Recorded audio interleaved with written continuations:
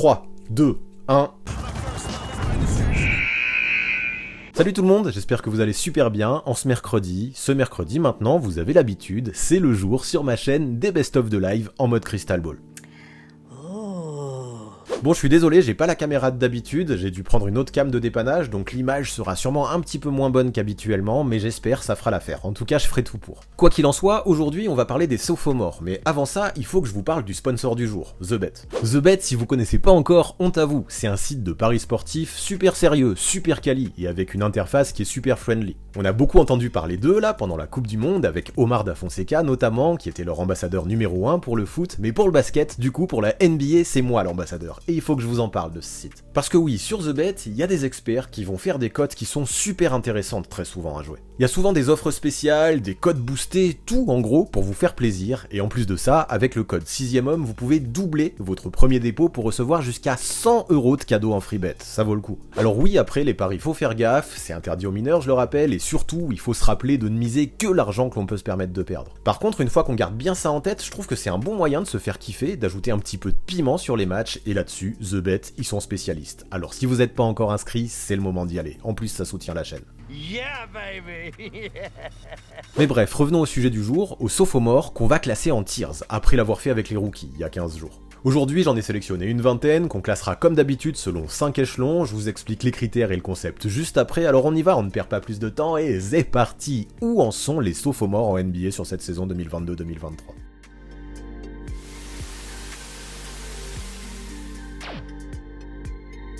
Let's go. Donc on continue sur les live tiers, et après les rookies que je vous ai présentés il y a 15 jours, place maintenant aux sophomores, et là encore je suis hypé parce qu'on a quelques gros noms dans la liste. Donc ici, pour ceux qui connaissent pas un peu ce principe et ce concept, on va classer les joueurs selon 5 échelons de niveau, et ces échelons vous pouvez d'ores et déjà les voir là à gauche des visuels, il y a les gods, les cracks, les average, les pas terribles, et les bench. Par contre ici, attention, et ça c'est super important, je tiens à le rappeler, il y a des règles d'or, on va pas juger du potentiel ou du futur, et encore moins du passé des joueurs. On prend en compte que ce qui s'est passé cette saison, et le choix des tiers, le choix des échelons, se fera en fonction du niveau du joueur là, à l'instant T, après, disons, un gros quart de la saison.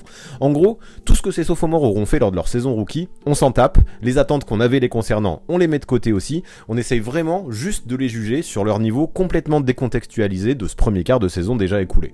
En bas, vous pouvez voir ma sélection, et sachez qu'afin d'avoir un échantillon suffisant pour les évaluer, j'ai seulement sélectionné ceux qui avaient joué au moins 12 matchs, c'était un minimum, moi je pense, et qui depuis le début de l'année jouent au moins 20 minutes par rencontre. Pour un sophomore, ça aussi, ça me semblait être un minimum. Du coup, vous voyez leur tête là en bas, ça en fait un paquet, une vingtaine de mémoire, je les ai pas comptés, et justement, moi je vais vous les présenter un par un, avant de vous demander à quel échelon vous les placeriez, histoire de voir si on est d'accord ou pas, parce qu'à chaque fois, je vous donnerai mon avis. Franchement, ça va être cool, je l'ai déjà dit, c'est une de mes séries préférées, je sais aussi à quel point c'est important de bien placer le premier, de bien placer même les premiers, parce que beaucoup de choses dépendent de ça, et on a vu que dans certains lives, ça pouvait pas fausser un petit peu, mais ça pouvait compliquer le classement de certains autres, donc je compte sur vous pour essayer de bien les juger dès le départ. C'est pas parce qu'on est dans le tier 5 qu'on est mauvais, au contraire, parce que vu que j'ai mis tous ceux qui jouent plus de 20 minutes, c'est censé être que des bons, donc c'est pas parce qu'on met quelqu'un dans le tier 5 qu'il est nul, ça faut le prendre en compte, donc pas hésiter à être un minimum sévère, et puis voilà, je vous ai classé les joueurs par ordre de temps de jeu.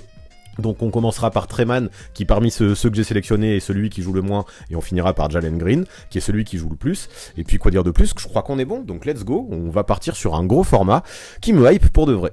On commence par Treman, et Treman, en début de saison, c'était un peu le 6ème homme scoreur qu'on espérait avoir du côté du Thunder. L'an dernier, il avait montré des progrès offensifs pendant toute sa saison, j'ai trouvé, et avec le départ de Théo Malédon cet été, il commençait désormais à avoir le champ libre sur le banc au niveau des postes arrière, et il pouvait potentiellement prendre des responsabilités. Et le truc pour le moment, c'est que je suis pas forcément convaincu par ce qu'il montre, le Treman. Malgré des opportunités et un temps de jeu de 20 minutes, il score à peine plus de 8 points par match, sans peser énormément dans les autres secteurs. En parallèle, 38% au tir et 29% à 3 points, c'est vraiment faible, et même si c'est dur d'être hyper sévère avec un jeune joueur de 22 ans, ce qui montre pour le moment au OKC, dans une équipe où en plus on joue pas grand chose, ça me satisfait pas vraiment, en tout cas jusque là. Je suis persuadé que dans une équipe avec davantage d'ambition, ce serait un gars qui cirerait pas mal le banc par exemple, et son temps de jeu, qui diminue au fur et à mesure de la saison, semble montrer également que Marc Daigneault ne se satisfait pas de ce que montre Treman à OKC jusque là. De plus en plus on lui donne plus que les miettes lors du garbage time, alors qu'en début de saison il avait pas mal de temps de jeu, et pour moi c'est bien significatif et symbolique de son début de saison compliqué.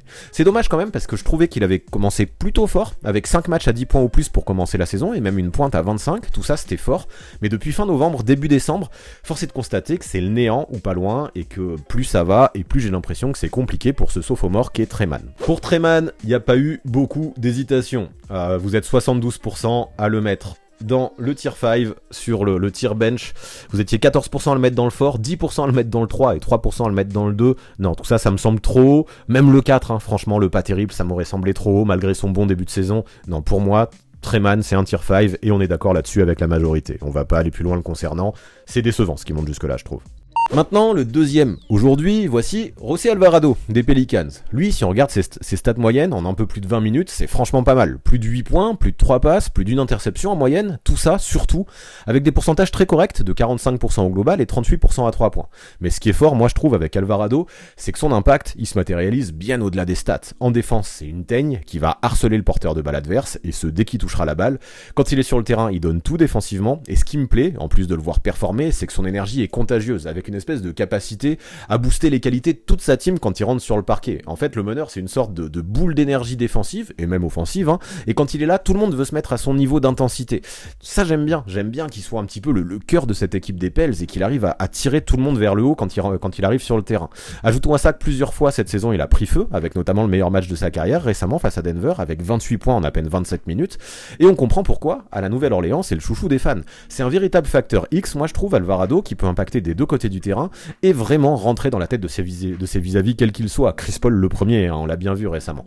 Alors même s'il ne sera probablement jamais une star, et qu'il faut pas s'attendre à ce qu'il marque 15 ou 20 points tous les matchs, clairement, ça reste un joueur, en tout cas à mon sens, d'une immense valeur dans une équipe qui veut gagner, comme les Pels, et je suis agréablement surpris par ce que montre José Alvarado quand il y a encore un an, ce n'était qu'un illustre inconnu en vrai. Alors pour José Alvarado, pas trop de débat non plus, parce que vous êtes une grande majorité, 79%. À l'avoir mis au tier numéro 3, au tier average, et je pense que c'est aussi là que je l'aurais mis. C'est vrai que ses stats ne sont pas flamboyantes, mais son intensité, comme je disais, le fait qu'il soit aussi le cœur et l'âme du Smooth Seeking Center, à quel point il peut upgrade la mentalité de tous les autres comme il est sur le terrain, j'aurais pas mis le tier 4, donc j'aurais mis dans le tier 3, moi ça me semblait bien. Vous êtes 15%, vous l'auriez quand même carrément mis dans le tier 2, et 3% dans le tier 1, là j'irais peut-être pas jusque là, 3% l'aurait mis aussi dans le tier 4, non, bah moi, tier 2 et tier 1 c'est trop haut, tier 4 je pense que c'est trop bas, non, tier 3, average, pas trop de débat, on est d'accord là-dessus pour José Alvarado. Comme je le disais, il sera sûrement jamais All-Star, mais une vraie plaie quand tu l'as sur toi en défense, et un joueur de basket qui est cool, hein, avec son côté teigneux, qui est cool à observer jouer, surtout je pense quand on est fan des Pelicans. Mais une équipe qui gagne, et avoir une telle intensité dans une équipe qui gagne, je trouve que ça mérite d'être mis en valeur. Voici maintenant Jeremiah Robinson-Earl, en ancien de Villanova, qui je trouve correspond exactement à la grande lignée des joueurs qui a été façonnée par le coach Jay Wright à Villanova justement, et qui a pris sa retraite et qui pour moi manque vraiment à cette fac. Mais bref, on n'est pas là pour parler de Jay Wright, et si on revient sur Jeremiah Robinson-Earl, moi je trouve qu'en effet, il est tout à fait cette espèce d'intérieur discret, qui n'en fera jamais trop, et du coup on en parlera souvent peu, mais qui dans son rôle restera très efficace, très pro et très sérieux. Il est souvent utilisé en tant que titulaire, et en 21 minutes il tourne à plus de 8 points et 5 rebonds, et dans ses chiffres, avec notamment des pourcentages de 49% au global, et 38% de loin aussi, je le trouve méga constant. En fait, surtout, ce que j'aime avec lui, c'est que ce sérieux, il l'affiche en attaque bien sûr, mais aussi en défense. Il en fait pas non plus des tonnes, mais il lit bien ce qui se passe, il se place bien, il est impactant, il est utile, et j'aime beaucoup globalement, hein, ce qui montre le Robinson-Earl.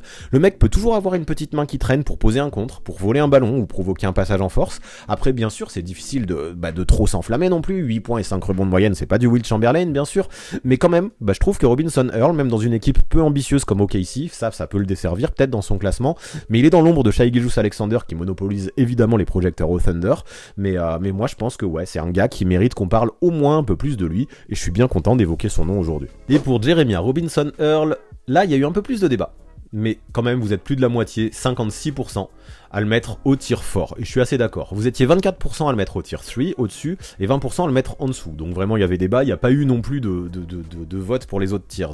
Et moi ça me semble pas mal, je trouve que c'est un bon joueur de basket, mais le mettre au niveau d'un Alvarado qui lui a un impact comme ça dans une équipe des Pels qui est ambitieuse et qui a du succès, moi j'ai du mal. Alors pas terrible, ça lui correspond pas, parce que j'aime bien ce qu'il montre par rapport à ce qui était attendu de lui, mais bon, c'est pas de ça qu'on juge aujourd'hui, mais en vrai voilà, moi j'aime ce que fait Robinson Benson Earl, mais le fait qu'il soit dans une équipe d'OKC qui joue quand même les fonds de tableau peut le desservir un peu pour viser plus haut. Donc là-dessus, encore une fois, on aurait été d'accord, et moi aussi je l'aurais mis au tier 4, comme 56% d'entre vous.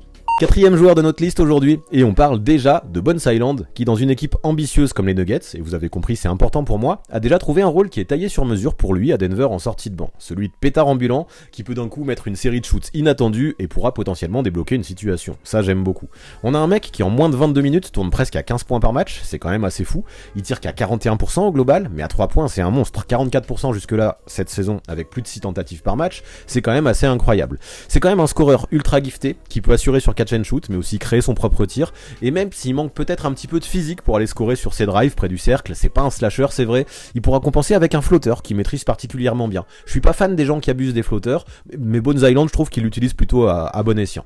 Malheureusement, un peu à l'image de son équipe sur ce début de saison, si tout le côté offensif est assez excellent chez Hyland, la défense elle est un petit peu aux abonnés absentes chez lui. Le mec est rapide c'est vrai, il a de grands bras, une bonne envergure, mais souvent il manque de focus, notamment off-ball, et fait pas mal d'erreurs de ce côté-là du terrain.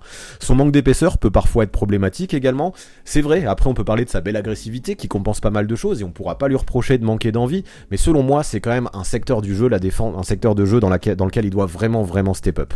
Mais bref, je veux pas non plus trop en faire là-dessus, parce qu'en plus de ça, dernièrement j'ai l'impression qu'il y a de légers progrès, à voir si ça se maintient dans le futur, mais depuis qu'il est conscient en fait qu'il doit plus apporter en défense, j'ai l'impression qu'il travaille un petit peu plus dessus et qu'il essaye d'apporter plus de ce côté-là du terrain, mais moi je me dis peu importe finalement, ok pour l'instant en défense c'est en dessous de la moyenne, c'est pas ouf, mais son premier rôle en sortie de banc c'est de mettre des shoots et d'être capable de le faire rapidement, et pour ça avec Bones Hyland on a un vrai client et ça mérite d'être mis en valeur je pense. Alors pour Bones Hyland, encore une fois il n'y a pas eu trop de débat, et encore une fois je crois que je vais être d'accord avec vous globalement, vous êtes 71% à l'avoir mis au tier 3, à l'échelon 3, 21% l'avaient mis à l'échelon 2, et c'est vrai que ça peut se discuter entre 2 et 3, même si j'aurais plutôt choisi le 3, et 2% l'auraient mis au 4, et 4 je trouve ça trop bas. Pour moi c'était plutôt entre 2 et 3, mais j'aurais également mis 3, c'est un profil très différent de celui de José Alvarado, parce que lui c'est tout pour l'attaque quand José Alvarado c'est tout pour la défense, mais justement ces joueurs qui jouent surtout d'un côté là du terrain, moi je trouve qu'ils sont pas mal au même tir, tous les deux dans des équipes ambitieuses, c'est pas mal, donc let's go, peut-être qu'il lui manque un petit peu plus de polyvalence pour viser plus haut,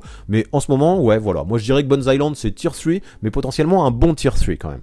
Parlons maintenant du plus illustre inconnu de ma sélection, Jordan Goodwin des Wizards. Et pourtant, s'il est dans la liste, c'est qu'il correspond aux critères, c'est qu'il joue assez, et s'il joue assez, c'est qu'alors que personne n'attendait quoi que ce soit de l'arrière en début de saison, on a un mec qui performe à Washington.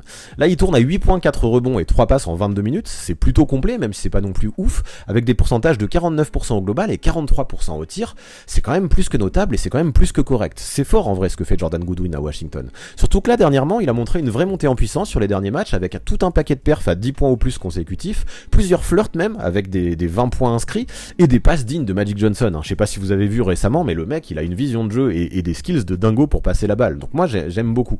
Lui encore une fois, là où il brille, c'est dans son envie.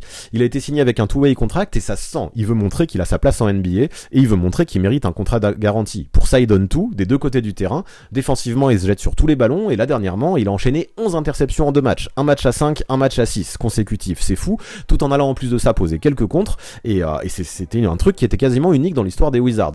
Il profite pleinement des opportunités offertes par les blessures dans l'effectif de Wes Unseld Jr. et ce qu'il montre je trouve, bien sûr on va pas parler du futur GOAT, mais ce qu'il montre quand même alors qu'il est plutôt inconnu mérite d'être mis en avant. C'est toujours rafraîchissant de voir des mecs comme Goodwin qui jouent tous leurs matchs comme si c'était leur dernier. Alors oui, le mec est considéré comme un sophomore, mais la saison passée en fait il avait joué que 2 petits matchs à l'occasion d'un time day contract, il est limite rookie dans l'expérience et même s'il a 24 ans en fait, qui fait partie des joueurs les plus âgés d'aujourd'hui, mais moi je trouve que ce qu'il montre avec si peu d'XP dans la grande ligue mérite déjà, à mes yeux, au moins la négociation d'un contrat garanti, et je suis content de parler de Jordan Goodwin aujourd'hui. Pas trop de débat non plus, vous êtes 63% à être d'accord avec ce tir fort, et c'est aussi là que je l'aurais mis. 25% d'entre vous l'auraient mis plus haut, moi ça me semble peut-être un petit peu précipité, même si j'aime ce qu'il montre, j'aime son énergie et son envie, il fait ça dans une équipe de Washington qui galère.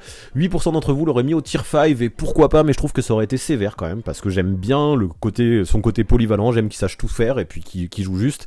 Bon après 4%, on doit avoir un vrai fan de Jordan Goodwin, 4% l'aurait mis au tier 1, et ça fait quand même beaucoup, on va pas trop non plus abuser pour Jordan Goodwin, mais non pour l'instant, on fait un sans faute, et pour les 5 premiers joueurs, je suis complètement d'accord avec ce classement, c'est cool, à mon avis ça va permettre de mieux classer tous les suivants, et pour l'instant Jordan Goodwin au tier 4, ça paraît intéressant, en tout cas ça paraît pertinent. La suite avec Quentin Grimes. Et à New York, le poste de titulaire a longtemps posé question cette saison, entre Evan Fournier qui a débuté cette campagne en tant que starter avant d'être relégué sur le banc, puis Cam Reddish qui a été titulaire et qui maintenant lui aussi est sorti de la rotation. On a un Tom Thibodeau qui a fait pas mal de tests pour ce spot d'arrière titulaire. Et visiblement, le plus concluant, et celui qui parle le plus dans le temps, qui s'impose le plus, j'ai l'impression que c'est Quentin Grimes. Alors qu'en début de saison, il avait quasiment pas de temps de jeu, aujourd'hui, le sophomore semble avoir fait sa place à New York, lui qui depuis le début de la saison tourne à 8 points de moyenne en 24 minutes, et qui semble de plus en plus à l'aise dans son rôle avec des stats qui augmentent au fur et à mesure, et dernièrement il a même dépassé à quelques reprises la barre des 20 unités, notamment contre Chicago là avec son match à 22 points. Déjà en attaque, on a un mec qui peut être adroit, voire très adroit, lui qui tourne à 49% au global et à 38% à 3 points, et moi c'est sa perf à 5 sur 7 de loin face aux Hawks qui m'a montré que ouais, en fait je m'en doutais pas à ce point, mais de temps en temps il peut être un vrai sniper, en tout cas un mec adroit sur lequel on peut compter. Mais moi je trouve que s'il a fait sa place, bien sûr son shoot a aidé, mais c'est aussi pour sa jeunesse, ses qualités athlétiques et son énergie en défense surtout. Là on l'a vu, il s'est tapé des Donovan Mitchell, il s'est tapé des Trae Young, et quel que soit le gars qu'on lui mettra en face, quel que soit son talent, et bien on a un Grimes qui fera les efforts pour le limiter, et c'est plaisant. Je pense qu'aujourd'hui on peut dire que Quentin Grimes c'est un vrai 3&D, comme Tibbs les aime, qui est actif vraiment des deux côtés du terrain, qui peut mettre des shoots et défendre fort, qui semble-t-il a déjà convaincu le Garden, on voit à chaque fois au Madison, dès que Quentin Grimes rentre sur le terrain, ou en tout cas dès qu'il fait une bonne action, les foules se lèvent, et c'est cool, et même si évidemment il est encore loin d'être une star, c'est intéressant de voir qu'avec ses skills, avec ses qualités, avec son énergie, il a su s'imposer dans le costume de starter qui à la base ne lui était pas promis, dans une équipe de New York qui en ce moment n'en finit plus de gagner là et qui surprend bien. Je suis persuadé que la titularisation de Quentin Grimes a à voir là-dedans, cet équilibre aussi qui a été trouvé est sûrement aussi responsable de ces victoires de New York, et pour ça, GG à Quentin Grimes qui vraiment, comme je disais, est en train de monter en puissance et en train de me convaincre de plus en plus. Pour Quentin Grimes, 67% d'entre vous, pour l'instant pas trop de débat, et tous vous semblez à peu près d'accord, et moi aussi je suis d'accord avec vous, je l'aurais mis au tier 3, 67% d'entre vous le mettre à cet échelon 3, 25% d'entre vous l'auraient mis en dessous, mais ça je suis pas d'accord avec vous, tellement je trouve qu'il a d'impact sur la win depuis qu'il est titulaire. Pour moi tier 4 c'était trop sévère, après 8% l'auraient mis au tier 2, ça peut-être que c'est encore trop tôt. J'ai besoin d'un échantillon plus long pour essayer de réfléchir au tier 2, et quand je vois qu'on a José Alvarado et Bones Island au tier 3, je me vois pas en tout cas pour l'instant mettre Grimes au-dessus. Donc ouais, pour l'instant, tier 3 pour Quentin Grimes, ça me semble très cohérent et c'est ce que j'aurais voté aussi. GG à lui, et s'il continue à ce rythme, peut-être qu'en plus de ça, il pourra augmenter au fur et à mesure de la saison dans ce rôle de titulaire qu'il assume pleinement dans la rotation de Tom Thibodeau. On enchaîne avec l'Espagnol Santi Aldama des Grizzlies, qui en 25 minutes par match tourne à 10 points et 6 rebonds de moyenne. C'est plutôt lourd finalement, et même au-dessus de ce que j'attendais de sa part. L'ailier, je trouve, et ce que j'aime bien, c'est qu'il sait à peu près tout faire sur le terrain, sans pour autant être vraiment spécialiste de quoi que ce soit. Mais moi, ce que j'apprécie, c'est qu'il est régulier, il est sûr, et il est même adroit, lui qui tourne à 48% au global et à 37% à longue distance. Bon, avec le retour de Jaren Jackson Jr., il a perdu son spot de titulaire récemment, mais même en sortie de banc, j'apprécie qu'il montre de bonnes choses, avec plusieurs perfs entre 13, 18, 19 points, tu vois, quelques perfs autour des 15 points, qui sont souvent accompagnés de quelques rebonds. Malgré la concurrence qu'il y a à Memphis dans la raquette, où il y a du monde dans la peinture, on a un Aldama qui a fait sa place, et de ce spot de 15e homme de la rotation qu'il était censé avoir, et qu'il avait un peu l'année dernière, il est passé à un statut de joueur important de la seconde unit, ce qui montre ses progrès et sa justesse dans son jeu. Donc ouais, sa saison rookie, c'était un petit peu roller coaster, un petit peu les montagnes russes, avec des hauts et des bas, mais aujourd'hui, moi je trouve que l'Espagnol, il semble avoir bien assimilé le rythme de la NBA, et dans son rôle d'homme à tout faire, il s'en sort plutôt bien. Taylor Jenkins aime ça, il n'hésite pas à le laisser sur le terrain et à lui donner des responsabilités quand il joue à son niveau, et c'est de plus en plus souvent qu'il joue à son niveau. J'aime aussi qu'il soit compatible avec à peu près tous les line-up aussi, qu'il puisse jouer dans la peinture, aller driver, mais aussi s'écarter, et même performer off-ball, ça c'est important, et c'est toutes les qualités qu'il faut pour entourer un mec comme Ja Morant, ou même des mecs qui portent beaucoup la balle. Avec Aldama, on a un gros bosseur, et j'apprécie bien qu'il soit un bel exemple que le travail paye lorsque l'on est un sophomore, et aujourd'hui, moi j'ai plus de doute, si l'an dernier je pouvais me poser des questions, maintenant j'en suis persuadé, Santi Aldama c'est un vrai joueur NBA et qui a une réelle place dans la grande ligue, notamment dans cette équipe de Memphis qui, je le rappelle, actuellement est première de la conférence Ouest. Encore une fois, pas trop de débat, et encore une fois je vous rejoins avec un tier 3 concernant Santi Aldama, et effectivement avoir un rôle d'homme à tout faire comme ça, d'être un gars sûr, polyvalent, même s'il est spécialiste en rien mais qui apporte tout plein de petites choses, vous êtes 62% à le mettre au tier 3, et voilà, comme je disais, faire ça dans une équipe ambitieuse, ça mérite d'être mis en valeur, donc peut-être ça va faire beaucoup de monde au tier 3, mais moi je trouve qu'il a sa place aux côtés des joueurs qu'on a déjà à cet échelon. 29% d'entre vous l'auraient mis en dessous, 10% au-dessus. En dessous, ça aurait pu se réfléchir, mais comme je disais, moi le fait qu'il fasse ça à Memphis, je trouve que ça mérite d'être mis en valeur. Le fait qu'il soit sûr, qu'il joue juste aussi, qu'il est bien dépanné pendant l'absence de Triple J. Non, pour moi c'est cool d'avoir un Santi Aldama au tier 3, et encore une fois on est d'accord, on a déjà 4 joueurs à cet échelon, et puis let's go. On reste à l'international pour la suite avec le pivot turc Alperen Sengun. Lui, à Houston, ce qu'il fait statistiquement, c'est assez impressionnant. 14 points et 9 rebonds de moyenne à 54% au tir en 27 minutes, c'est fort quand même. Pour faire simple, si je devais décrire le jeu de Sengun, moi je dis qu'il a juste des mains en or, mais aussi un physique qu'il utilise à très bon escient en attaque. Bon, en défense, on va pas se mentir, il a quelques failles, il manque parfois d'attention ou de mobilité, mais franchement, c'est quand même moins pire que ce à quoi je m'attendais avant sa draft, où de ce que j'avais lu et de ce que j'avais vu, c'était un trou noir en défense. Là, au moins, on pourra lui donner le mérite de donner de l'énergie de ce côté-là du terrain, de pouvoir aussi protéger le cercle, lui qui est allé jusqu'à poser 5 contre face à Dallas là récemment. Et moi, ce que j'aime bien, c'est qu'avec Sengun, même si ok, c'est pas le défenseur du siècle, en attaque, il est d'une constance impressionnante. Et tous les soirs, on sait à peu près quelle production minimum on aura avec lui, c'est-à-dire des chiffres proches du double-double. Et c'est fort. Quand il est chaud, comme ce fut le cas face à OKC là il y a quelques temps, ça peut même exploser. Il nous a fait un gros match à 21 points et 19 rebonds. Et ça montre que oui, Alperen Sengun, ça peut être un intérieur très sérieux. J'aime aussi comment il lit le jeu, comment il comprend ce qui se passe, mais aussi comment il peut finir près du cercle avec toucher, comment il peut dribbler, comment il peut créer, grâce notamment à des moves très pointus, très bien appris, très maîtrisés. J'aime beaucoup, vraiment, quand je dis qu'il a des mains en or, c'est pas pour rigoler. Bien sûr, il commet encore quelques erreurs de jeunesse, il perd des ballons bêtement parfois, il a encore un petit peu de mal à s'écarter, mais ça, je le mets plutôt sur le dos de ses 20 ans. Donc, outre ces éléments, moi je trouve que Sengun, c'est surtout un pivot très skillé, et même si le contexte compliqué des Rockets peut lui permettre un petit peu de gonfler ses stats, je suis pas sûr qu'il ferait les mêmes stats dans une équipe qui jouerait les hauts de tableau, je reste quand même persuadé qu'il a suffisamment de talent dans les mains pour espérer un bel avenir, même si je le rappelle, c'est pas ça qu'on évalue aujourd'hui. Peu à peu, on a un Turc qui s'impose comme une pierre angulaire à Houston, un mec qui a peur de personne, qui joue avec envie, et tout ça c'est tout à son honneur. Si Jokic, son idole, a récemment vanté ses qualités, c'est dû à tout sauf au hasard, et effectivement, bien sûr, Sengun ce sera peut-être jamais un Jokic,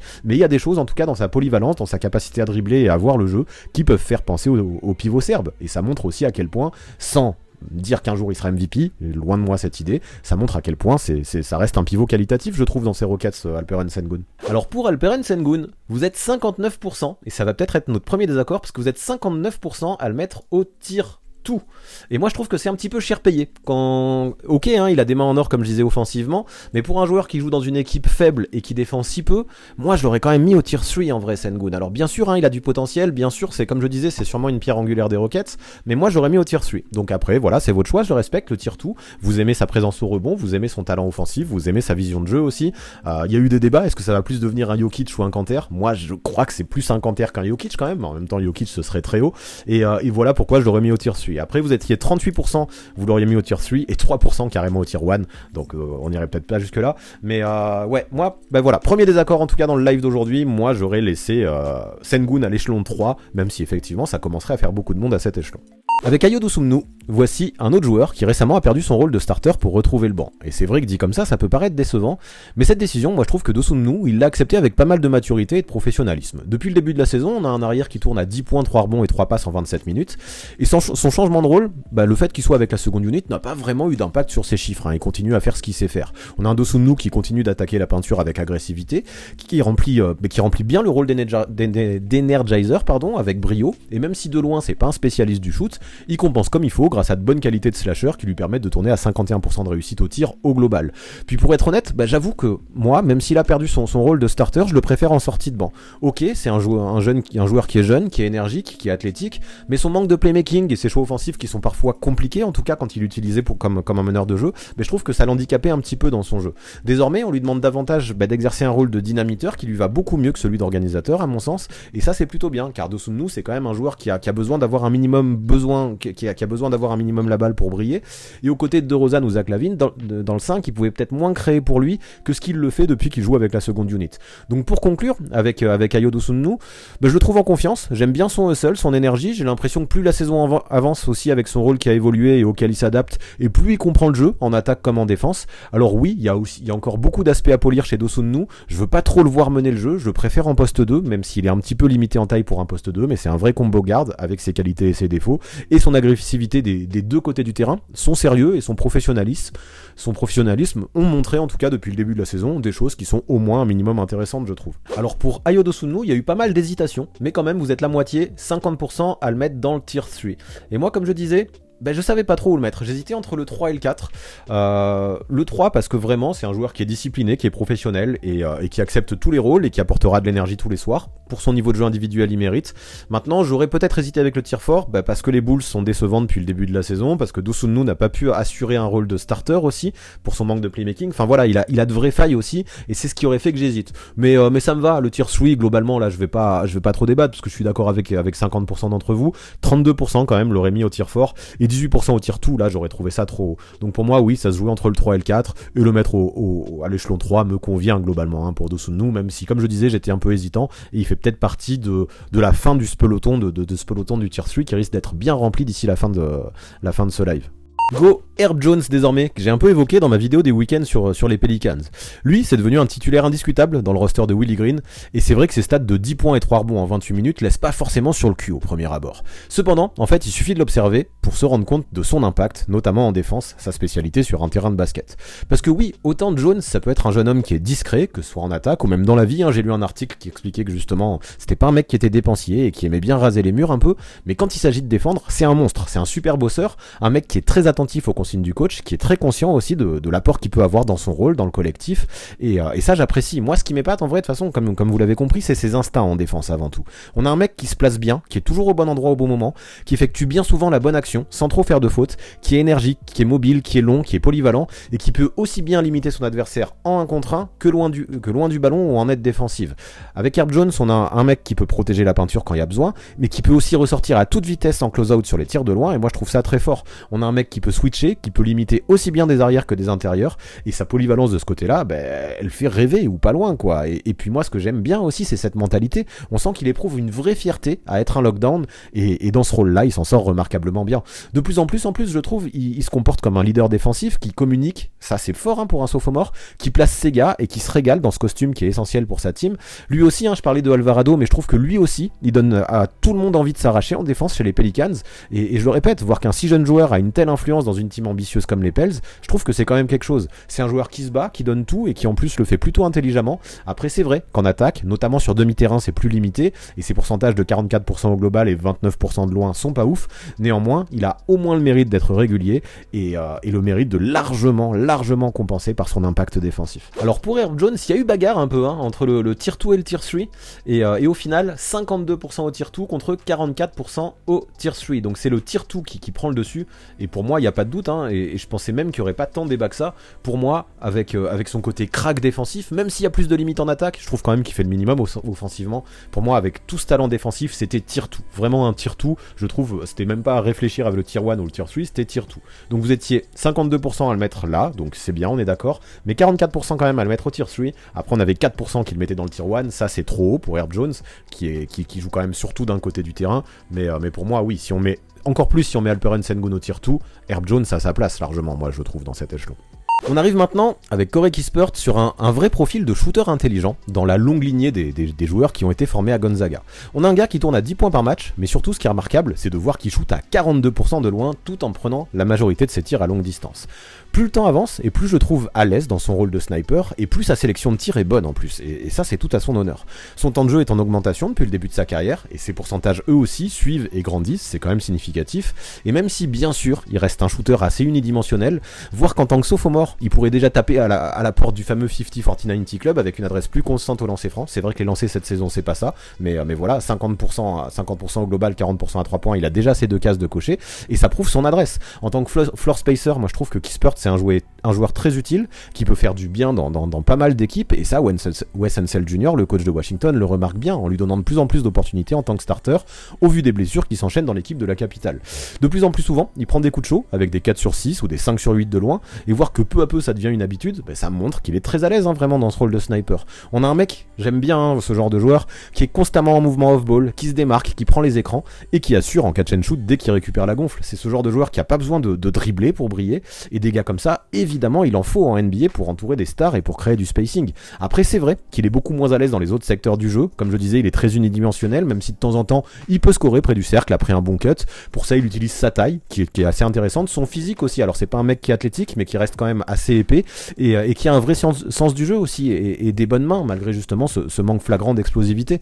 Néanmoins, moi voilà, malgré ça, ce que je retiendrai, c'est que Kispert, c'est avant tout un spécialiste du shoot, et ce costume, déjà, il l'assume à merveille, et c'est déjà pas mal. Dans une NBA qui aujourd'hui donne la place essentiellement à des joueurs polyvalents, c'est quand même toujours bien d'avoir des spécialistes et un shooter d'élite, comme peut l'être Corey Kispert du côté des Wizards. Et pour Kispert, personnellement, moi j'hésitais entre deux échelons, l'échelon 3 et 4, et vous aussi visiblement, parce que il y avait quasiment moite-moite. Alors un peu plus quand même, parce que vous êtes 54% à le mettre à l'échelon 3, et 42% vous auriez préféré l'échelon 4. Moi perso, alors il y avait 4% aussi qui le mettaient tout en bas à l'échelon 5. Échelon 5, je trouve ça trop sévère.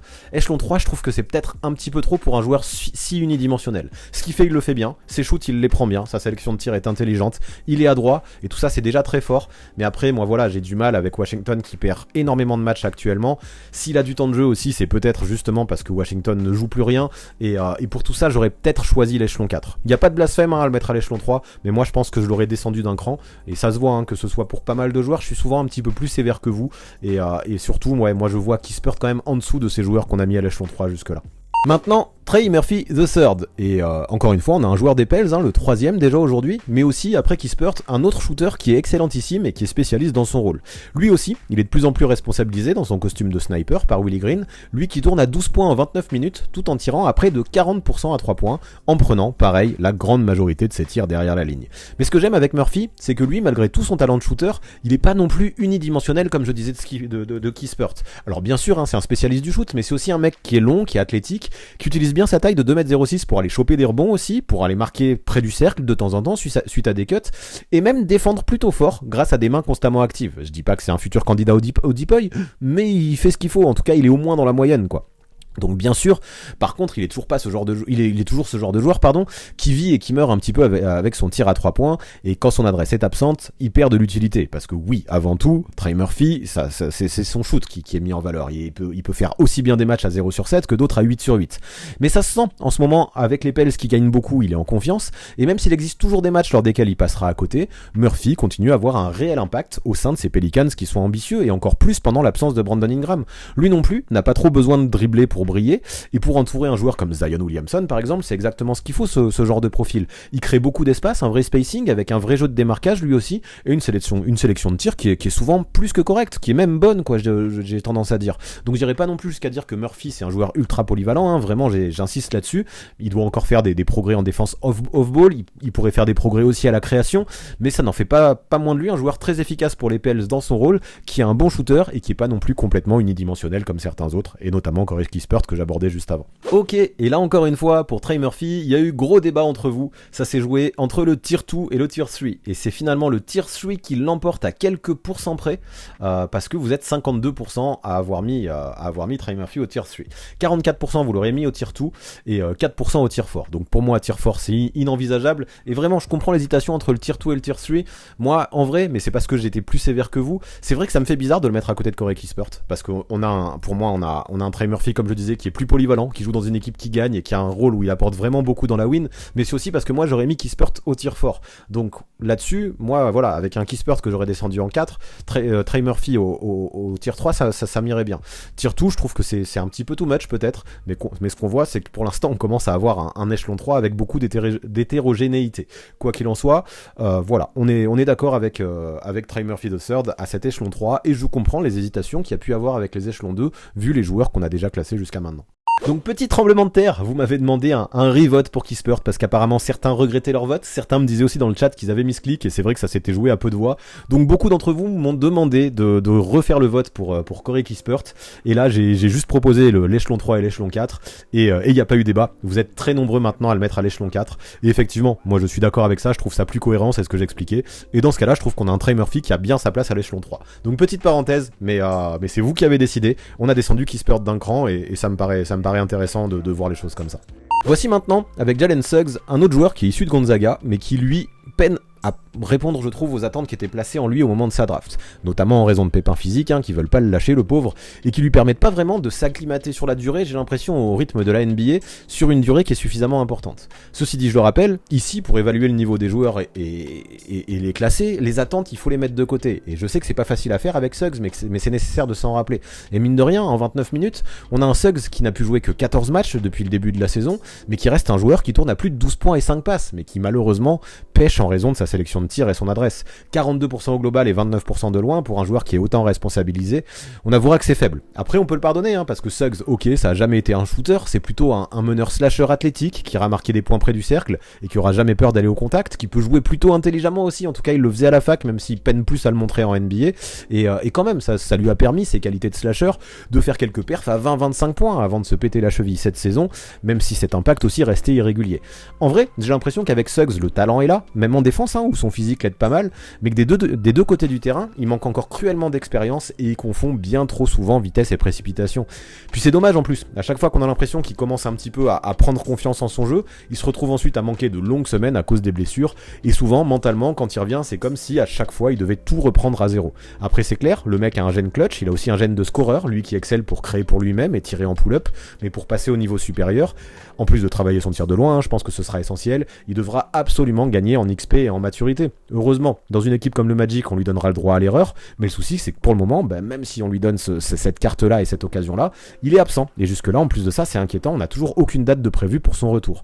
Peut-être qu'en laissant plus le jeu venir à lui et en forçant moins, Suggs pourrait passer au cap supérieur, en tout cas je le crois, mais pour l'instant, il n'a pas eu le temps de le faire, donc à lui désormais de trouver comment utiliser sa vitesse et ses qualités athlétiques à meilleur escient pour jouer plus juste et de manière plus efficace, avec moins de déchets dans son jeu. C'est ça, le talent est là, mais pour le moment, le tempo de la NBA, il arrive pas à réguler assez bien son jeu, je trouve, et oui, c'est bien d'aller vite, mais c'est bien aussi parfois de prendre son temps pour avoir une meilleure prise de décision, et c'est là-dessus que Suggs, je crois, doit progresser. Pour Jalen Suggs, il y a eu gros débat, encore une fois, parce que vous êtes 47% à l'avoir mis au tier 3, 47% au tier 4. Bon, il y en a 7% qui l'ont mis au tier 5, mais ça me semble trop sévère. Et même en vrai, moi, le tier 4, ça me semble trop sévère, même si je comprends cette hésitation, 47 partout, du coup, c'est moi qui vais trancher, c'est ce que je fais quand il y a une égalité, et moi, je le mets quand même au tier 3. Alors, c'est sûr, si on part des attentes, clairement il est décevant et on a envie d'être sévère et de le saquer, le Jalen Suggs, et c'est dur de mettre ça de côté, parce que normalement c'est un joueur qui aurait dû craquer le tier 1 ou le tier 2 à la base au moment de sa draft, donc oui on a envie de le saquer. Je comprends aussi ceux qui disent qu'il a l'air perdu sur le terrain, mais quand même, moi quand je regarde son niveau de jeu, quand je regarde ce qu'il peut apporter, quand je regarde ses qualités athlétiques et son gène clutch, son gène de scoreur, je le vois plus au niveau de mecs comme Alvarado, Bones Island, Quentin Grimes, Senti Aldama, Ayo Dosunmu et Trey Murphy, qu'au niveau de Jeremiah Robinson Earl, Jordan Goodwin et Corey Kispert. Donc oui, je comprends cette hésitation, je comprends cette sévérité, je comprends cette déception que vous avez, mais vu que c'était moitié-moitié entre tier 3 et tier 4, c'est moi qui tranche, et moi je crois que je l'aurais mis au tier 3, même si comme tout le monde je suis très déçu par l'impact de Jalen Suggs cette saison. Maintenant, avec Austin Reeves, voici une belle histoire comme on les aime bien. Si depuis 2 saisons, globalement, on a des Lakers qui sont décevants, celui qui a surpris, mais de la bonne façon, je trouve que c'est bien Austin Reeves. Il a pas été drafté en juin 2021, et maintenant, on a un arrière qui est un pion essentiel de la team californienne, qui tourne à près de 11 points par match, avec quelques rebonds et quelques passes aussi, et en 29 minutes, j'aime bien, il tire à 51% au global, 38% de loin, c'est propre, ajoutons à ça qu'il est à plus de 91% au lancer franc, et là, on se rend vite compte qu'il est qu'à quelques réussites un peu plus régulière à 3 points, vu qu'il a 38%, pour lui aussi intégrer le légendaire 50-40-90 Club. Et c'est assez fou pour ce joueur que personne n'attendait et qui vient un petit peu de nulle part.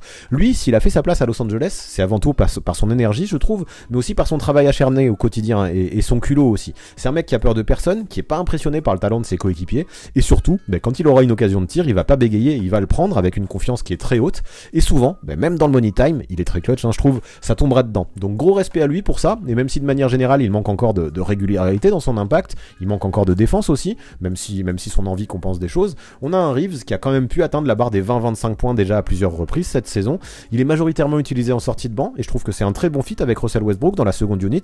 Non seulement il l'aide à créer, parce qu'il peut créer un minimum, Austin Reeves, mais en plus en s'écartant, il lui offre des espaces, et je trouve que la doublette derrière est très complémentaire. Les défenses n'ont pas le choix, elles doivent rester focus sur Reeves et sur ses démarquages, parce qu'il passe son temps à courir sur un terrain, même quand il a pas la balle, et ça évidemment ça peut ouvrir la peinture pour les drives de Russell Westbrook. Puis même quand il joue dans la first unit aussi, à côté de LeBron James ou Anthony Davis, ou même dans les 4e cartons où il est souvent très utilisé, mais ce qu'il apporte, je trouve ça nickel. Après, je m'enflamme pas, je sais très bien qu'à 24 ans, Reeves ne sera probablement jamais plus qu'un role player, il est déjà peut-être proche de son plafond même, néanmoins, grâce à son adresse, sa compréhension et sa science du jeu, je trouve qu'aujourd'hui, il semble avoir tout à fait sa place, et surtout, il a tout mis en place, je trouve, pour se faire une réelle place sur la durée en NBA, et aux Lakers en plus de ça, donc dans une situation et un contexte qui est pas toujours facile.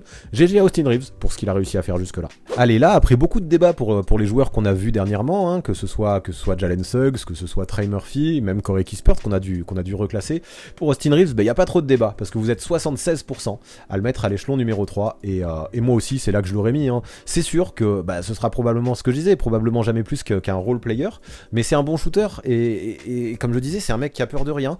Même LeBron James lui fait confiance, il lui donne la balle dans les 4e quart-temps, et voilà, pour moi, tier 2 et tier 1, ça doit être plus que des role players, et pour moi, Austin Reeves n'en est pas là, il faut au moins être un expert dans son secteur, comme Herb Jones l'est défensivement, donc tier 2 pour moi c'était trop, même si vous êtes 21% à l'avoir mis au tier 2, il y en a même 3% qui l'ont mis au tier 1, hein, Austin Reeves, des fans des Lakers et des fans du joueur. Non, voilà, de toute façon vous êtes à peu près d'accord, pas besoin d'en faire beaucoup plus, moi je suis d'accord avec 76% d'entre vous, le tier 3, l'échelon 3, c'est mérité et ça me semble cohérent pour Austin Reeves. Voici maintenant, avec Josh Giddey, l'Australien, l'une des sensations de la QV des rookies de l'an dernier. Et j'avoue, cette saison, on parle moins de lui, notamment parce qu'au OKC, tous les regards sont tournés vers Shai Gilgeous-Alexander, dans une team qui finalement ne gagne que peu de matchs. Néanmoins, je trouve qu'il continue, avec ses qualités, mais ses défauts aussi, sur le même rythme que la saison passée. En 30 minutes, parce qu'il a un bon temps de jeu, on a un arrière qui livre des stats hyper complètes, 15 points, 8 rebonds et 5 passes décisives, il coche toutes les cases, et ça j'aime beaucoup. Alors ok, il a un petit côté, voire un gros côté torero en défense, c'est compliqué ce côté-là du terrain avec Giddey, et son adresse, 46% au global et 32% de loin, c'est pas catastrophique, mais ça reste quand même sur courant alternatif. Néanmoins, qu'est-ce qu'il est kiffant à voir jouer, et quel magicien quand il a la balle entre les mains. C'est un mec qui possède de super feintes et même quelques qualités athlétiques qui lui permettent de tout faire en attaque. Son dribble et ses appuis sont super affûtés, et le mec, quand il a la balle en main, il a un côté super imprévisible qui fait clairement kiffer. La façon dont il passe les joueurs en 1 contre 1, où il balance des passes qui viennent de nulle part, ça fait, on adore voir ce genre de joueur, ce genre de magicien comme je disais. Après des fois c'est sûr, oui, il a tendance à en faire un peu trop, à faire des passes ou à tenter des trucs un peu trop compliqués, et tout ça fait qu'il peut y avoir pas mal de déchets dans son jeu. Mais dans son impact, je trouve quand même régulier. Constamment, il marquera sa quinzaine de points, tout en noircissant la feuille au rebond et au pass. Ça montre sa polyvalence. Cette saison, par exemple, il a déjà réalisé un triple-double face aux Knicks, et ça aussi, c'est un vrai symbole de comment il peut peser dans tous les secteurs. Donc ouais, comme je disais, il a pas mal de défauts, mais il est très beau à voir jouer, même si effectivement, être beau à voir jouer, ça ne fait pas de toi forcément un excellent joueur, mais je trouve que ça compte. En tout cas, on l'aime bien, Josh Giddey, pour ça. Et à seulement 20 ans, je trouve que plus le temps passe en plus, et plus il progresse dans ses choix et dans sa maturité. Il y a encore du taf, mais il y a quand même des progrès qui sont visibles. Ça, par exemple, ça se remarque dans sa sélection de tirs, je trouve, et dans ses pourcentages qui augmentent eux aussi, même s'ils sont toujours pas bons, ils augmentent au fur et à mesure, et c'est plutôt bon signe. Alors oui, Giddey a encore pas mal de choses à polir, on aimerait qu'il défende davantage, c'est certain, parfois on aimerait aussi que son côté un peu chien fou soit davantage canalisé. Cependant, pour ce qui est du talent, l'Australien, à mon sens, n'a rien à envier au meilleur, et du haut de ses 2m03, il a un profil d'arrière atypique qui est déjà très apprécié à OKC, et même par les fans de NBA tout court, et perso j'arrive à très bien comprendre pourquoi. Allez, Josh Giddey, j'ai vu qu'il y avait un petit peu de débat dans le chat. Certains trouvent qu'il est un peu trop stat padder dans une équipe qui est dans les bas-fonds. Mais finalement, le vote a rendu son verdict assez clair, finalement, parce que vous êtes 70% à le mettre au tier 2, vous étiez 18% à le mettre en dessous et 12% carrément au tier 1. Donc pour moi, tier 1, c'est hors de question. Mais tier 2 et tier 3, je peux comprendre l'hésitation. Je peux comprendre qu'il y ait hésitation. Parce qu'effectivement, on aime comment il joue, on aime son côté magicien, c'est ce que je disais, et son côté esthète quand il a la balle. Mais par contre, ouais, la défense, c'est catastrophique. Et le fait qu'il joue dans une équipe d'OKC l'aide sûrement à faire des stats un petit peu plus grosses. Donc je comprends ses hésitations, je l'aurais mis au tier 2 moi aussi, mais peut-être qu'il aurait fait partie des moins bons du tier 2. Mais maintenant qu'on a mis Alperen Sengun au tier 2, je pense que Josh Giddey il a sa place avec lui aussi globalement. Bon, pour la suite, ça me fait un peu de peine de parler de Cade Cunningham, car récemment on vient d'apprendre qu'une opération au tibia pour une fracture de fatigue l'empêchera de rejouer cette saison. Donc on le verra plus sur un terrain de basket avant la saison 2023-2024.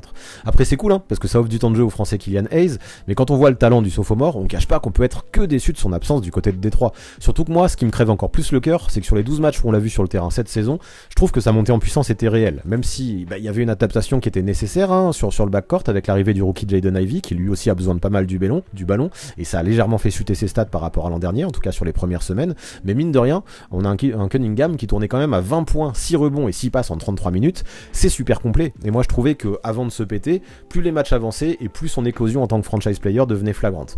On a un meneur d'1m98 qui est non seulement un gros scoreur, un très bon joueur en 1 contre 1, mais aussi un super playmaker je trouve, qui comprend bien le flow du jeu, et qui peu à peu dans son début de carrière a su polir sa sélection de tir pour améliorer ses pourcentages, même si là, ça, en début de saison ça se voyait moins parce qu'il était à 41% au global et 28% de loin, et ça pouvait rester décevant. Encore une fois, moi je mets ça sur le dos de l'adaptation au nouveau roster, mais peu importe les excuses, il faut prendre en compte que là pour l'instant oui, il shootait pas bien, mais moi je suis persuadé que ça aurait pu être augmenté parce que sa sélection de tir, ok, ça rentrait pas dedans, mais c'était des trucs qu'il a déjà prouvé en carrière qu'il pouvait mettre. Et voilà, comme je disais, plus la saison avançait, plus il montrait de belles choses. Il a fait des pointes à 26, 27 et même 35 points.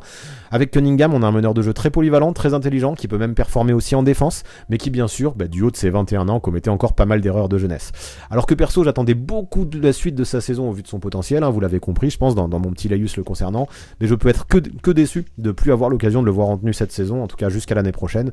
Mais ouais, même si effectivement tout n'était pas parfait dans le début de saison de Cade Cunningham, j'ai trouvé que il lui manquait que l'adresse, mais tout le reste était vraiment présent et il cochait énormément de cases dans tous les autres secteurs du jeu. Et donc ouais, pour Cade Cunningham, ça a créé du débat. Certains trouvent que son début de saison était poussif, certains disent que son adresse ne suffit pas pour viser les sommets, mais quand même, vous êtes 70% à le mettre au tier 1. Après vous étiez 22% au tier 2, et je crois que ça peut s'entendre en tout cas, notamment en raison de son adresse, mais moi aussi j'aurais mis du tier 1, parce que comme je disais, tout le reste est là, la panoplie est présente. Bon, il y en a 7% qui l'auraient mis au tier 3, et là je suis pas d'accord. Non, pour moi c'était du tier 1, les arguments de ceux qui le mettent au tier 2, pas assez de matchs, début de saison poussif, adresse pas assez forte, je peux les capter, mais moi je le vois au-dessus de Senguns, de Herb Jones et de Josh Giddey, donc oui, tier 1 pour Cade Cunningham, ça me paraît assez cohérent, même si évidemment on ne le reverra pas cette saison, et il va falloir voir comment il revient l'année prochaine, quoi.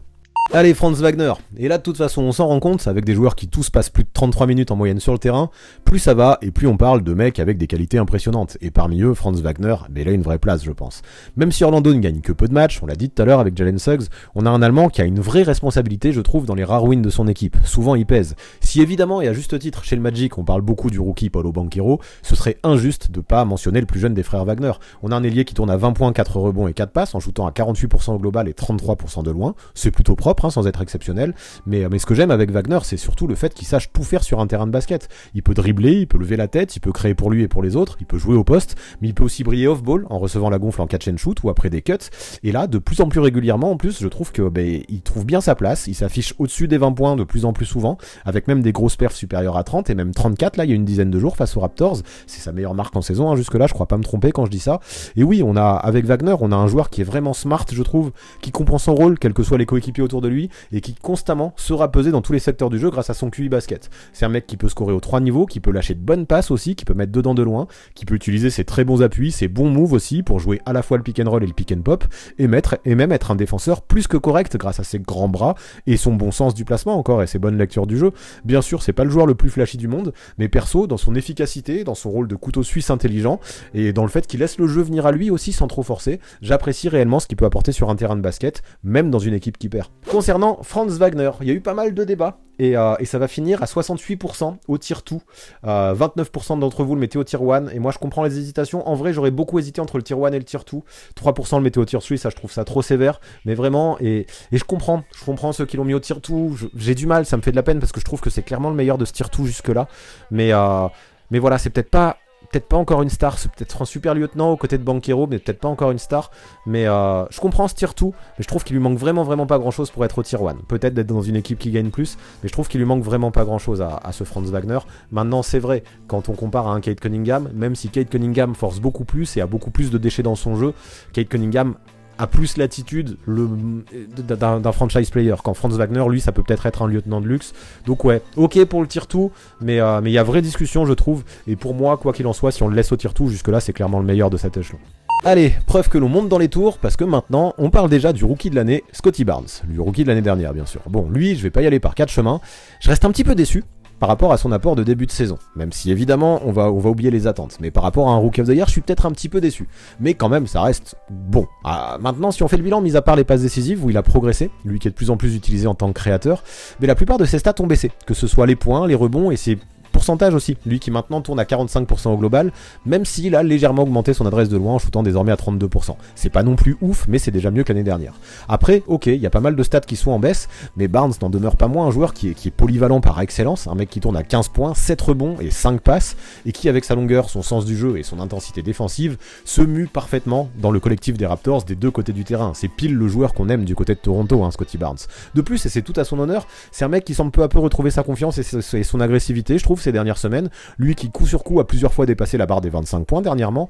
Et en fait, c'est mon petit souci. Jusque-là, en tout cas sur les premières semaines, voire même le premier mois de la saison, j'avais l'impression qu'il était un petit peu plus renfermé sur lui-même en attaque, comme s'il prenait moins de plaisir. Alors je sais pas si c'est le mot, je peux pas juger de son plaisir, mais ouais, je le trouvais moins à l'aise sur un terrain de basket que l'an dernier. Peut-être qu'il se met un peu trop la pression suite à son trophée de Rookie of the Year. Néanmoins, ça l'empêchait pas de rester super performant en défense et de continuer à assumer son rôle de lockdown à la perfection. Lui qui, malgré quelques petites erreurs de jeunesse qui restent tout de même peu fréquentes, peut clairement se muer en sensu pour les porteurs de balles adverses, quel que soit leur poste, au vu de ses bras tentaculaires, de ses mains toujours actives et de sa capacité à voler beaucoup de ballons. De plus, moi j'apprécie aussi le fait qu'il sache s'effacer, que même dans la difficulté il force pas, il laisse le jeu venir à lui aussi, et il fera toujours ce qu'on lui demande pour aller choper la win. À Toronto, on a un Nick Nurse qui attend de lui, qui pèse dans absolument tous les secteurs, et même si parfois on pourrait avoir l'impression que ça fait beaucoup, tant de responsabilités pour lui, pour un si jeune joueur, mais de manière générale, encore plus pour un joueur qui a seulement 21 ans, je trouve que Scottie Barnes s'en sort très bien. Avec son talent défensif, sa longueur, sa polyvalence, il correspond tout à fait au Toronto Basketball, et son talent vraiment est indéniable. Il lui manque peut-être qu'un petit peu plus de confiance offensive pour passer au step supérieur, et ça tombe bien. Cette confiance, j'ai l'impression qu'elle semble sur le point d'arriver. Peut-être qu'il avait juste besoin de se mettre en jambe avec le début de la saison, et quoi qu'il arrive, moi je trouve que son impact sur le jeu de son équipe, même si son équipe des Raptors est très en difficulté en ce moment, n'est plus à prouver, et Scottie Barnes a un vrai rôle en tout cas dans cette équipe de Toronto. Alors Scottie Barnes, ça a pas mal hésité, mais vous êtes quand même 53% à le mettre au tier 1. Il y en avait 41% qui le mettaient au tier 2 et 6% au tier 3. Mais moi, effectivement, ok, Scottie Barnes est un petit peu plus en difficulté que l'année dernière, mais moi, c'est vrai que c'est pas le franchise player de Toronto, le franchise player à Toronto, c'est clairement Pascal Siakam, mais je trouve que finalement, en étant utilisé à toutes les sauces, comme c'est le cas, comme Nick Nurse l'utilise, il s'en sort bien, et même si certaines de ses stats sont en baisse, j'ai aimé les progrès qu'il a fait dans le playmaking aussi, et voir qu'il coche toutes les cases, moi ça me plaît concernant Scottie Barnes. Peut-être que c'est encore un peu brut, il y a encore des choses à polir, mais Cade Cunningham qui est au tier 1 aussi, alors Cade Cunningham est complet lui aussi, mais moins que Scottie Barnes. Peut-être que Cunningham a plus de talent offensif, mais son adresse est compliquée, en tout cas il force plus, je trouve, Cunningham que Scottie Barnes, et voilà, c'est vrai qu'en ce moment les Raptors sont en difficulté. Je comprends les hésitations encore une fois entre le tier 1 et le tier 2, mais oui, moi je l'aurais mis au tier 1 aussi, comme 53% d'entre vous. Allez, avant-dernier joueur pour aujourd'hui, voici Evan Mobley des Cavaliers, l'un des experts de la défense avec Herb Jones et Scottie Barnes même dont on a parlé, parmi cette cuvée de sophomore. Lui, en évoluant avec Cleveland, il joue aussi dans une équipe qui est ambitieuse et qui performe en ce moment, dans un rôle dans lequel il semble tout à fait s'épanouir. En fait, avec Mobley, ce qui est intéressant, je trouve, c'est sa complémentarité, notamment défensive, avec Jarrett Allen. Pendant qu'on a un pivot qui a un rôle de protecteur de cercle et de rim runner, on a un ailier fort qui fait tout le reste avec Evan Mobley. Lui, il switch partout, il empêche les intérieurs de trop s'approcher et il les oriente vers Allen, il court aussi sur les close-out, il ressort, il protège très bien le pick and roll, je trouve, avec son placement et ses bras, et il limite même les arrières sur leur premier pas quand il switch, et je trouve que ça fait déjà beaucoup pour un défenseur. Voir qu'il assume toutes ses responsabilités sans sourciller, ça montre le talent du bonhomme. Ses stats sont certes pas exceptionnels et peuvent sûrement pas lui permettre de prétendre à une sélection All-Star, mais quand même 15 points de moyenne avec 9 rebonds de moyenne et 55% au tir, ça reste très propre dans une équipe qui gagne des matchs comme Cleveland. Surtout que dans ces chiffres, l'impact défensif n'apparaît pas, même si ses stats aux interceptions et aux contres sont très intéressantes. Non, franchement, rien à dire. Mobley en défense, c'est un monstre, et en attaque, par contre, ça l'est un petit peu moins, notamment sur demi-terrain. C'est bon quand même ce qu'il peut apporter, ça reste correct, mais on peut peut-être lui reprocher d'être trop discret de temps en temps et d'avoir du mal à scorer autrement que sur des cuts bien sentis, sur des passes lobées ou sur des transitions. Mais en vrai, quand on voit tous les scoreurs qu'il y a aux Cavs, moi je me dis que ça suffit, ce qu'il apporte de ce côté. Il n'y a pas besoin que Mobley marque plus de points, il y a des mecs qui le font entre Garland et Mitchell, déjà ça peut te marquer 60 points par rencontre, et puis vu le chantier en parallèle qu'il fait en défense soir après soir, moi je comprends qu'on ait un JB Bickerstaff qui lui donne autant de temps de jeu, qui lui fasse autant confiance dans un objectif de gagner un maximum de matchs. C'est les objectifs des Cavaliers. Donc oui, en plus d'être un expert en défense, ça peut aussi être une machine à double-double, qui va prendre beaucoup de rebonds, en tout cas qui est pas loin des 10 à chaque fois en moyenne, qui se mue parfaitement dans le collectif, qui fait exactement exactement ce qui est attendu de lui, qui fait les bons choix globalement des deux côtés du terrain et de manière constante aussi. C'est fort pour un sophomore d'avoir cette régularité. J'aime aussi beaucoup sa mentalité. Il comprend son rôle et ça c'est bien aussi. Il fera tout pour la win et ouais, pour un sophomore de 21 ans, faut en être conscient. Ce que montre Evan Mobley, c'est déjà très fort et pour moi, il peut déjà tout avoir d'un game changer, surtout dans une équipe qui performe comme les Cavaliers. Allez, pour Evan Mobley, pas trop d'hésitation, hein. 87% d'entre vous qui le mettez au tier 1, 13% le mettez en dessous au tier 2. Et moi je suis d'accord. Alors bien sûr qu'on aimerait que certains d'entre vous disent oui, il faut qu'il progresse dans ses drives, oui, il faut qu'il s'écarte plus, oui, il faut qu'il score plus, qu'il se montre un petit peu moins timide offensivement. Mais est-ce qu'il y a besoin de ça à Cleveland? C'est ce que je disais, non. Et dans son rôle, il est tellement bon et défensivement, il est tellement excellent. Pour moi, c'est déjà un game changer. Alors ok, c'est peut-être pas un franchise player, mais il a un vrai impact dans la win d'une équipe qui gagne. Et donc oui, pour moi, c'est un tier 1 aussi, et je suis d'accord avec 87% d'entre vous. On termine avec Jalen Green, le sophomore qui joue le plus, avec près de 35 minutes par match à Houston, mais aussi celui qui score le plus, avec quasi 22 points de moyenne par rencontre. Bon, lui, il a un profil complètement différent des joueurs qu'on a évoqués précédemment, parce que Green, clairement, il est beaucoup moins polyvalent, mais c'est un scoreur pur, un gars qui pourra sanctionner aux 3 niveaux, qui a une détente de fou furieux, et qui toujours trouvera un moyen de mettre la balle dans le panier, même si parfois, évidemment, il y a des erreurs qui vont avec son style de jeu. 42% au global, 32% à 3 points, et plus de 3 balles perdues, ça en fait du déchet, et même parfois un peu de croquage, si j'ose dire.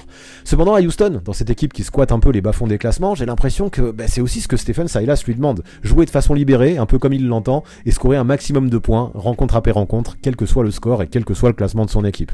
Et ça tombe bien, ça correspond exactement à son profil, et même si pour le moment ça entraîne que peu souvent la win, même si récemment il y a eu quelques progrès du côté des Rockets, avec quelques petites victoires par-ci par-là qui étaient pas inintéressantes, mais ça a au moins le mérite de noircir les feuilles de stats au scoring. Plus la saison avance et plus on a un Jalen Green qui marque 2 points, il a atteint ou dépassé de plus en plus fréquemment la barre des 30 récemment, et oui, c'est lié avec beaucoup de jeux en ISO. Je sais que certains aiment pas, un mauvais ratio balle perdue passe décisive aussi, c'est sûr, même s'il fait quand même quasiment 4 caviars par rencontre, un jeu qui est parfois stéréotypé, une prise de décision qui est douteuse, c'est certain, et une sélection de tirs qui peut être parfois catastrophique, faut pas se mentir, mais en vrai, à côté de ça, pour ce qui est du jeu en one-on-one, Cade Cunningham mis à part peut-être, il a que peu d'égal dans sa cuvée de sophomore. C'est un mec qui a peur d'aucun shoot, qui peut prendre ses responsabilités, même dans les moments clutch, et même si parfois sa tunnel vision énerve, il a tout de même une capacité à rentrer des tirs qui sont ultra difficiles, qui est super impressionnante. Donc oui, je peux comprendre ceux qui sont agacés par son côté trou noir, qui peut afficher quand il a la balle entre les mains.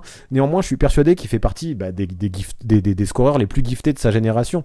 En termes de self-création, on a un vrai client qui sait très bien aller au cercle quand son tir externe ne rentre pas. Ça, on n'y pense pas souvent, mais c'est un vrai slasher aussi. Et voir que son talent a permis presque à lui seul à Houston d'obtenir quelques grosses wins récemment, comme face aux Bucks ou aux Suns, mais ça montre qu'il pèse. Malgré son côté un peu nonchalant aussi, ça sent que c'est un bosseur, et en tout cas je l'ai lu, et peu à peu, il tente d'être plus en plus investi en défense, même si c'est toujours pas ça. C'est sa principale faiblesse, c'est pas encore ouf ce qui monte de ce côté-là du terrain, mais ça a au moins le mérite d'être noté, qu'il s'en rend compte et qu'il essaye de bosser. Donc oui, Jalen Green a encore beaucoup de choses à polir, parfois on aimerait qu'il surjoue un peu moins, on aimerait qu'il soit plus polyvalent, mais en termes de talent offensif, pour scorer des points, avec lui, je trouve qu'on a un monstre, et au final, marquer des points, je me dis, c'est peut-être le premier but, même c'est sûr, c'est le premier but au basket. Donc oui, Jalen Green, au moins pour ça, même s'il pèse moins dans les autres secteurs du jeu, il est présent. Et offensivement, en tout cas au scoring, il a toutes les qualités pour s'afficher en leader, au moins dans une équipe comme les Rockets pour l'instant. Donc ouais, Jalen Green, un joueur qui divise, c'était attendu finalement, comme je disais, il y en a qui sont vraiment insupportés par son côté un peu croqueur et ses choix offensifs qui questionnent, son QI basket qui questionne aussi. Ça s'est joué à très peu, à 4% près, vous êtes 50% à le mettre dans le tier 1, 46% à le mettre dans le tier 2 et 4% à le mettre dans le tier 3. Bon, tier 3, moi je trouve ça beaucoup trop sévère. Tier 1 et tier 2, je comprends, parce que c'est vrai, quand on regarde Cade Cunningham, Scottie Barnes et Evan Mobley, on a que des joueurs super polyvalents. Maintenant, qu'est-ce que ça vaut d'être le meilleur scoreur à 22 points par match d'une équipe qui fait que perdre? Et ça, c'est compliqué à jouer. Effectivement, moi je pense que Jalen Green, ça peut être un joueur qui à l'avenir peut mettre 25 points par match pendant 10 ans. Mais est-ce que son équipe va gagner? Et c'est aussi le but premier du basket de gagner des matchs, évidemment. Ça, c'est une autre question. Donc voilà pourquoi il est difficile à juger. Est-ce que dans une équipe qui aurait des ambitions, il marquerait autant de points? Moi, je suis sûr que non, et on le laisserait pas autant croquer. Maintenant, c'est dur aussi. On a un Stephen Silas qui met pas en place beaucoup de systèmes de jeu. On a un Jalen Green qui est un petit peu voué à faire ce qu'il veut mettre, enfin qui est un petit peu abandonné à faire ce qu'il peut faire et à jouer libéré. Donc moi aussi, je pense, je l'aurais mis au tier 1 pour son talent offensif, qui pour moi dans le scoring, il a peut-être pas d'équivalent dans sa cuvette draft, mais maintenant il y a plein de choses qui sont décevantes, qui divisent, et je comprends aussi tous ceux qui l'ont mis au tier 2. Maintenant voilà, voilà. Pour moi, trop gifté au scoring pour pas le mettre au tier 1, mais effectivement. Par contre, oui, je veux bien noter, j'ai peut-être pas assez insisté là-dessus, les vrais progrès qu'il a fait en défense. Il manque peut-être parfois d'envie, mais les outils sont présents. Donc à voir comment il se développe. Mais ouais, globalement, allez, tier 1, moi ça me convient pour Jalen Green. Épilogue. Ben voilà, on va faire le petit bilan de ce tableau. Et moi, je suis quand même globalement assez d'accord avec vous. Quand on regarde au tier 1, on a Kate Cunningham, Scottie Barnes, Evan Mobley et Jalen Green. Moi, c'est les 4 que j'aurais mis au tier 1, même si effectivement, il y a déjà de l'hétérogénéité dans ce tier 1 et que je comprends qu'il y a eu certains débats. C'est les 4 que j'aurais mis. Au tier 2, moi, j'aurais peut-être descendu Alperen Sengun d'un cran, mais franchement, plus je le vois ici et plus ça se justifie. C'est normal qu'il y ait de l'hétérogénéité entre les tiers. Et oui, je le vois peut-être meilleur qu'un bon paquet de mecs du tier 3. Donc allez, je vous l'accorde. Et vous m'avez plutôt convaincu pour Sengun, on le laisse au tier 2. Herb Jones aussi, Josh Giddey et Franz Wagner. Franz Wagner pour moi est quand même au-dessus des autres, plus polyvalent par exemple, et vraiment un joueur qui joue des deux côtés du terrain, contrairement aux 3 autres. Peut-être que Franz Wagner c'est un tier 1,5, mais c'est vrai que je le mets peut-être pas au niveau des 4 qui sont au-dessus. Donc un tier 2 qui est cohérent, mais je pense avec un Franz Wagner qui domine ce tier 2. Au tier 3, on a du José Alvarado, on a du Bones Island, on a du Quentin Grimes, du Santi Aldama, du Ayodo Sunnu, du Trey Murphy III, du Jalen Suggs et du Austin Reeves. Ça aussi, ça me semble bien, hein, rien à dire par rapport à ce tier 3. On a des profils très variés, mais soit des joueurs qui déçoivent un peu comme Jalen Suggs, soit des mecs qui sont plutôt des remplaçants, ou soit des mecs qui sont surtout performants d'un côté ou l'autre du terrain, comme Alvarado et comme Highland. Des two-way players aussi comme Quentin Grimes, des hommes à tout faire comme Santi Aldama. J'ai l'impression que c'est un peu le tier fourre-tout, c'est normal, c'est le average, c'est celui qui est au milieu. Et oui, même malgré cette hétérogénéité, moi je trouve que tout se justifie pour ces classements au tier 3. Au tier 4, c'est du Jeremiah Robinson Earl, du Jordan Goodwin et du Corey Kispert. Là, c'est ce qu'on disait. Pour moi, ils sont un poil en dessous que tous ceux du tier 3. Ça reste des bons joueurs, hein, quand même, qui ont tous des qualités. Jeremiah Robinson Earl dans son côté un peu travailleur de l'ombre qui fait bien. Jordan Goodwin dans son énergie. Corey Kispert dans son shoot, mais sûrement trop unidimensionnel pour viser plus haut parce qu'il a été rétrogradé après un second vote, hein, vous vous rappelez. Non, tier 4, ça me convient. Et tier 5, Treman, qui joue de moins en moins et qui est décevant depuis le début de la saison à OKC. Pour moi, c'est logique qu'il soit le seul à ce tier 5. Non, vraiment, bravo à vous, parce que je trouve qu'on a un tableau très cohérent, avec lequel globalement je suis assez d'accord. Bien sûr, je le répète, il y a toujours de l'hétérogénéité dans les tiers, ça fait partie du jeu, mais bien joué. Franchement, je suis très content de ce live qu'on a fait ensemble, avec des votes qui ont vraiment du sens. GG à vous. Voilà pour ce qui est des sophomores en NBA, voilà pour ce qui est de ce nouveau Crystal Ball. Alors est-ce que ça vous a plu? Est-ce que vous êtes d'accord avec ce classement? Quel est le plus gros blasphème selon vous? Qui a été mis bien trop haut ou bien trop bas? Dites-moi tout ça en commentaire, ça m'intéresse toujours de connaître bien vos tendances. Je vous rappelle également que pour se faire kiffer sur les paris sportifs, en faisant attention bien sûr, le mieux c'est d'aller sur TheBet. Et pour finir, vous connaissez les bails, on s'abonne à la chaîne, on active la cloche pour recevoir les notifications, on lâche un maximum de pouces bleus et on rédige ses meilleurs commentaires. Big up en tout cas à tous ceux qui sont restés jusque là dans la vidéo, c'est super important pour le watch time, la mise en avant et le référencement sur YouTube, et merci à tous ceux qui continuent à soutenir sur Twitch et sur Tipeee. Là je le cache pas, les temps ont été un petit peu durs avec la Coupe du Monde, mais maintenant si vous voulez m'aider à relancer la machine, je compte sur vous, vous trouverez toutes les infos dans la description. A très vite.